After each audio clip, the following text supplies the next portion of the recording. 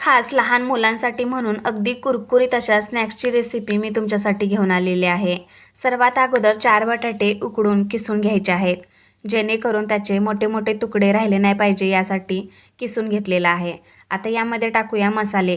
मसाल्यामध्ये हळद पावडर, जिरे पावडर, धने पावडर, घरगुती लाल तिखट, गरम मसाला आणि चवीपुरतं मीठ टाकलेलं आहे। सर्वात शेवटी यामध्ये जाणार आहे बारीक चिरलेली कोथिंबीर। सर्व मिश्रण हाताने एकजीव करून घेऊया, मळून घेऊया। खूप साधी आणि सोपी ही स्नॅक्सची रेसिपी आहे। कधी कधी मुलं काय होतं की हे बनवून दे, ते बनवून दे असं म्हणत राहतात। मग त्यांना अनहेल्दी खाऊ घालण्यापेक्षा घरातच हेल्दी असं काहीतरी बनवायचं आणि खाऊ घालायचं। आणि पाहू शकता बटाट्याचं मिश्रण छान असं मळलं गेलेलं आहे। तर एक परात घेतलेली आहे, त्यामध्ये 1 वाटी गव्हाचं पीठ, चवीपुरतं मीठ टाकूया आणि पिठाचा गोळा घट्टसर असा जसा आपण चपातीला मळतो ना, सेम त्या पद्धतीचा मळून घ्यायचा आहे।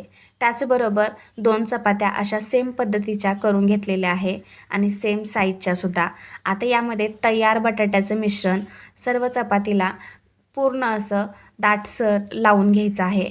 अजून एक जी चपाती बनवलेली आहे ना, ती त्यावरती टाकलेली आहे आणि परत एकदा लाटण्याच्या साह्यानं आपण लाटून घेऊया, जेणेकरून कापल्यानंतर ह्याचे जे पदर आहेत ना, ते तेलामध्ये नाही सुटले पाहिजे यासाठी। आता कटरच्या साह्यानं असे छोटे छोटे बाईट करून घेते। तुम्ही पाहू शकता व्हिडिओमध्ये, सेम ह्या पद्धतीने तुम्ही सुद्धा करून घ्या। यानंतर एक मोठी कापणी घेतलेली आहे कापलेली, आणि पाहू शकता व्हिडिओमध्ये सेम ह्या पद्धतीने एखाद्या फुलासारखा आकार मी त्याला दिलेला आहे, किंवा तुम्ही ह्याला असं सुद्धा तळलं तरी काहीच हरकत नाही आहे। तर इथे सर्व असा स्नॅक्स जो आहे ना, तो बनवून झालेला आहे। तर आता आपण आहे ना ह्याला डीप फ्राय करणार आहोत। तर एका साईडला कढईमध्ये तेलसुद्धा गरम करायला ठेवलेलं होतं। हलकंसं तेल गरम झाल्यानंतर एक एक करून हा जो स्नॅक्स आहे ना, तो तळून घ्यायचा आहे।